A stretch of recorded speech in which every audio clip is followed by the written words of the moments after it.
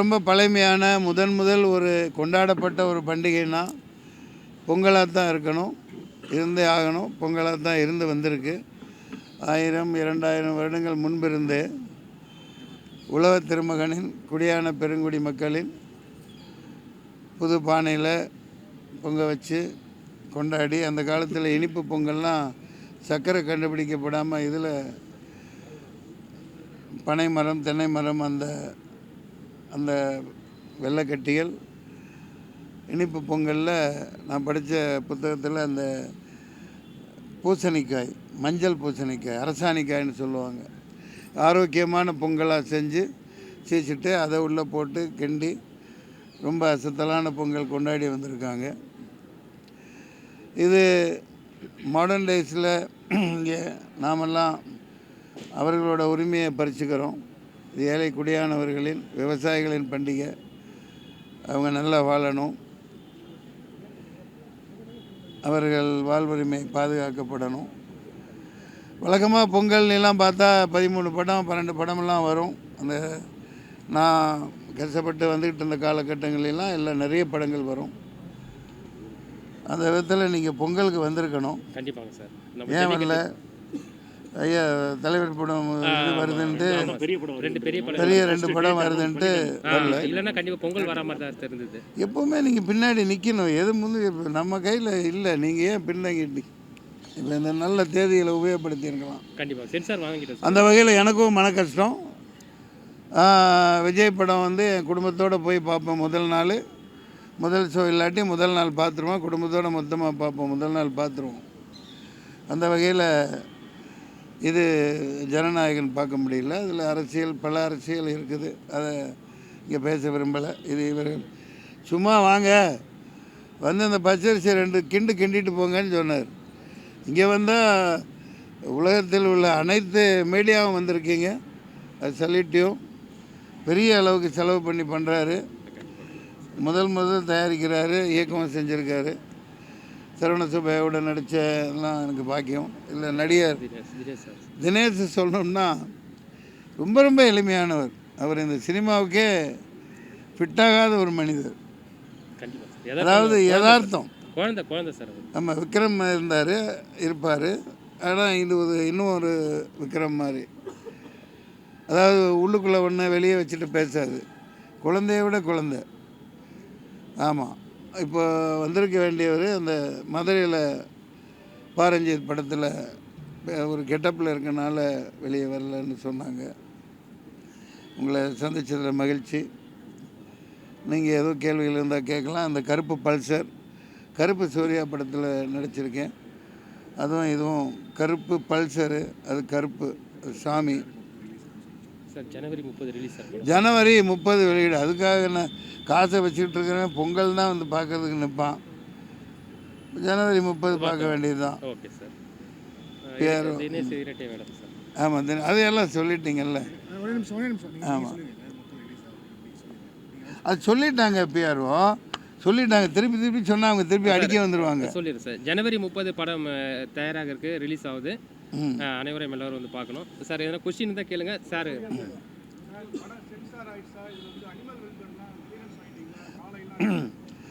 அதான் வாங்கிட்டாங்க. நான் வந்து நடிக்க தான் செய்கிறேன். அனிமல் வெல்ஃபேரை பாருங்கள். அது ஒரு பெரிய கதை. அது இங்கே தான் இருந்துச்சு, நம்ம அடையார்கிட்ட. அந்த இதை திடீர்னு நைட்டாக ஹரியானா கொண்டு போய் வச்சுட்டாங்க. அதை கேட்க ஒரு நாய் இல்லை. அனிமல் கூட கஷ்டமாக தான் இருந்தது வாங்குறதுக்கு.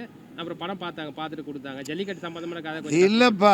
அது நம்ம சினிமாங்கிறது இந்தியாவுக்கே சென்னை தான், மெட்ராஸ் தான். லட்சக்கணக்கான ஆயிரக்கணக்கான படங்கள் எடுக்கப்பட்ட எல்லாத்துக்கும் தாய் வீடு மெட்ராஸ் தான். நைட்டாக யார்கிட்டையும் சொல்ல ஆஃபீஸ் சுற்றி கொண்டு அங்கே வச்சுட்டாங்க. இந்த மாதிரி பல பிரச்சனைகள் இருக்குது. அப்பா நான் எல்லாத்தையும் சொல்லிடுவேன். எனக்கு அவங்க சென்சார்லாம் பண்ண முடியாது. இப்போ சென்சார் போர்டுங்கிறது இருக்குது, எல்லாமே அனுபவிச்சிருக்கிறோம்.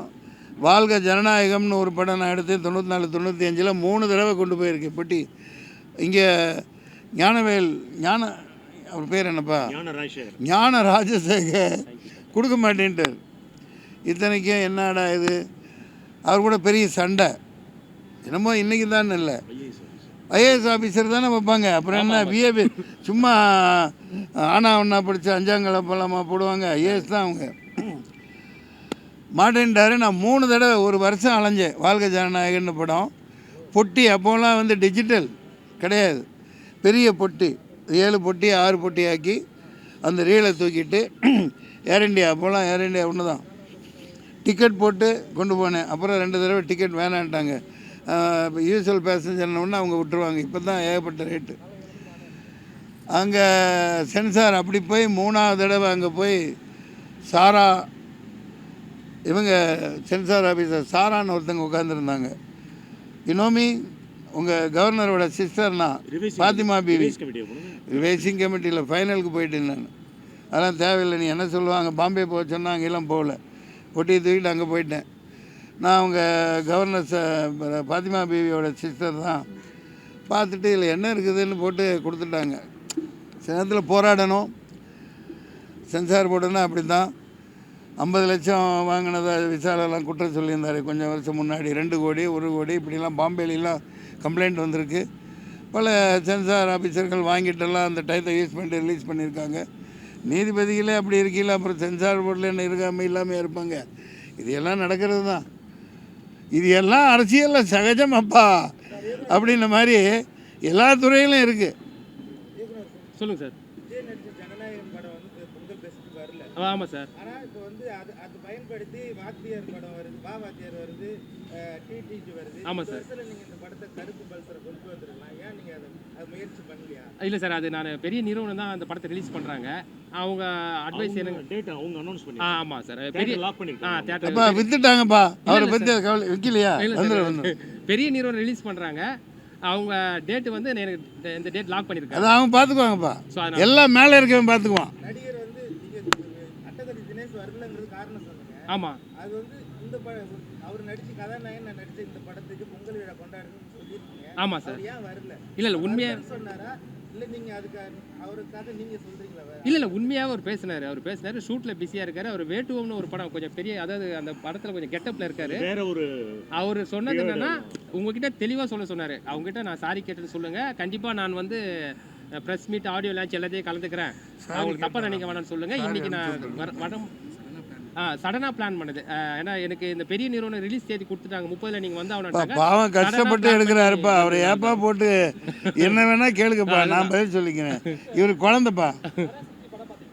பார்த்தேன் படம் அசத்தல். இல்லை அந்த எழுத்துக்குள்ளேயே போகல நான்.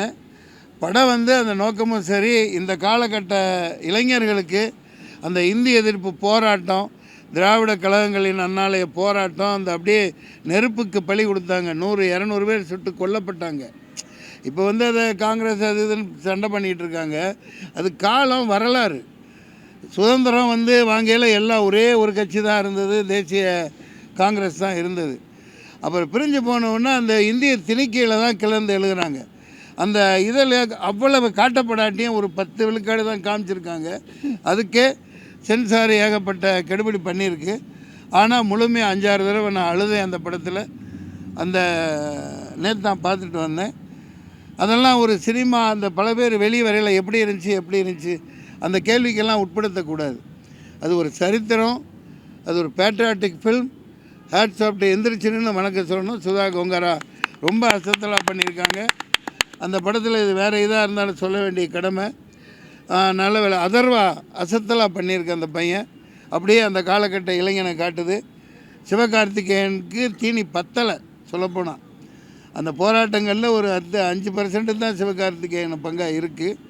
ஆனால் அவர் பங்கை பயங்கரமாக பண்ணியிருக்காரு. ஸ்ரீலீலா அண்ணாவா அதான் மோகன் ரவி, ஜெயம் ரவி. அது புனையப்பட்ட கதாபாத்திரமாக தான் காணறேன். நான் சரித்திரம் படித்தனால அந்த காலத்தில் ஏன்னா ஏகப்பட்ட ஆளுகளை வச்சு சுட்டு கொன்று பயங்கரமான வில்லத்தனம் நடந்து அவ்வளோ உயிர் பலியை தாண்டி இந்த தமிழ்நாடு மொழிப்போர் தியாகிகள்னு 100கணக்காக இறந்துருக்காங்க. அதை கண்ணுக்கு முன்னாடி கொண்டு வந்த நிறுவனத்துக்கும் இந்த சுதா கோங்கராவுக்கும் வணக்கங்கள். அது கொண்டாடப்பட வேண்டிய சரித்திரத்தில் இதை காமிச்சிருக்காங்கங்கிற ஒரு சந்தோஷம் எனக்கு இருக்குது. அந்த வகையில் அது கொண்டாடப்பட வேண்டிய படம்.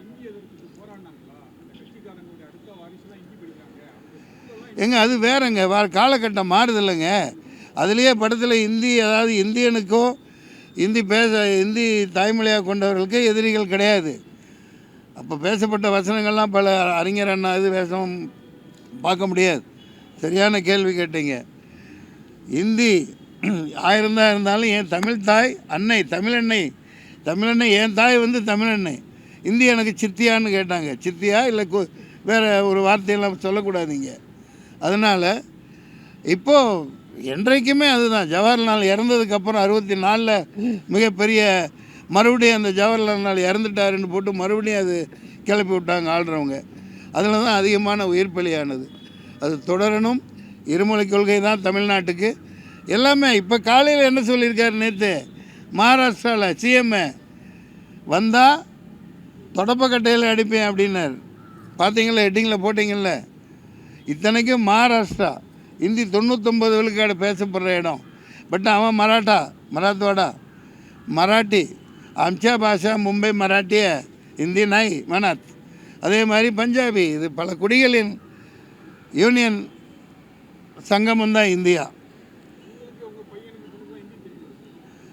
பையன்களுக்கு தெரியாது, வாய்ப்பில்லை. நான் 6-7 வருஷம் மகாராஷ்டிராவில் இருந்தனால, டெல்லியில் இருந்தனால நான் போய் சின்ன பையனாகவே போய் அங்கங்கே ஆக்டிங் கோர்ஸ் அது இது பண்ணி வியாபாரம் பண்ணனால கற்றுக்கிட்டேன். அதனால் எந்த மொழிக்கும் எதிரானது இல்லைப்பா. இப்போ இந்த அலையன்ஸில் இருக்காங்க. இது அரசியல். நீ ஒன்றே அந்த இவர் மாதிரி பேசக்கூடாது. ஒரு 3 எழுத்து தலைவர் ஒருத்தர் ஒன்று 2 வரியில் இன்பிட்வீனில் படிச்சுட்டு அதெல்லாம் வேணாம். தமிழ்நாடுன்னு வந்தால் தாய் மொழி தமிழ் தான். நிறைய அதில் அரசியல் இப்போ பூந்துருச்சு. இந்தி தெரியாதவர்கள்லாம் பதவியில் இருக்காங்க. இது அரசியல் ரீதியாக தீர்வு காணப்படும். சார், ஜனநாயகன் ரிலீஸ் ஆகாது தமிழ் திரையுலகமே அவருக்கு ஆறுதல் சொன்னாங்க. விஜய் எந்த ஒரு அறிக்கை இது வரைக்கும் விடல. அது என்கிட்ட கேட்குறியப்பா, என்கிட்ட போய் கேட்குறீங்களே. விஜய் சண்டை முட்டி விடுற இதெல்லாம் வேணாம். அவருக்கு சில கடமைகள் இருக்குது, சில பொறுப்புகள் இருக்குது. அதான் சொல்லிட்டேன்ல, அது ஒரே கல்லில் 5 மாங்காய் இருக்குது அதில். அதனால் அது திடீர்னு அது ஒரு அதிர்ச்சி தான். ரசிகனா மக்கள் என்னடா வரலையே அப்படின்னு. அதுக்கு என்ன பண்ண முடியும்? அது ஒரு சினிமா திரைப்படம், கடந்து போக வேண்டியது தான். அடுத்து வரும் வெள்ளம். சிபிஐ இன்னைக்கு 41 பேர் இறந்ததுக்கு இன்னைக்கு ஒரு ஜட்ஜி பேசிருக்காங்க. அதுக்கு ஒரு கருத்து. சாரி, இது இனிய பொங்கல் விழா. சிறந்த நன்றி, வணக்கம். இவரை பார், இப்போ சீதகிராம சித்தப்பான கதையாக இன்னார வரைக்கும் என்ன பேசுகிறேன் தம்பி. திமுகன்னு இல்லைப்பா, அப்போ இருந்த எதிர்கட்சின்னு திராவிட முன்னேற்ற கழகம்தான், திராவிடர் கழகம்தான். அப்போ எத்தனை உயிர் பலிகள், எவ்வளவு சேதாரங்கள், எவ்வளவு அந்த வரலாறு இந்த இளைஞர்களுக்கு தெரியாது. அந்த இளைஞர்களில் நீ ஒருத்தனாக இருக்க. தமிழ் குடிகள் எத்தனை பேர் உயிரிழந்திருக்காங்க. தாளமுத்து நடராஜனாக இருக்கட்டும், இங்கே பொள்ளாச்சியில் அதெல்லாம் பேர் ஒருத்தரா 2 பேரா தான் உடம்புல நெருப்பை வச்சு கொளுத்திக்கிட்டு இந்தி ஒழிகன்னு கிளம்பி. ஏன்னா திணிக்கப்பட்டது எல்லா இதுலேயுமே. இந்தியில் கொண்டாந்து இங்கே போனது படித்தா தான் வேலைன்னா திருப்பிக்கிட்டு அடிக்க மாட்டோம், என்றைக்குமே எதிர்ப்போம். அதில் கட்சியெல்லாம் பாராட்டுறதுக்கு ஒன்றும் இல்லை. நான் ஆட்சியில் இல்லை. பெரியார் பேரனா என்ன உட்கார வச்சாங்கன்னா எல்லாத்தையும் உட்கார வச்சுருவேன். தேடி கண்டுபிடிச்சி உட்கார வச்சுருவேன், கொண்டாடுவேன். அது அவர்கள் தான் நாட்டை ஆளணும். சொல்லப்போனால். நன்றி, வணக்கம். நன்றி.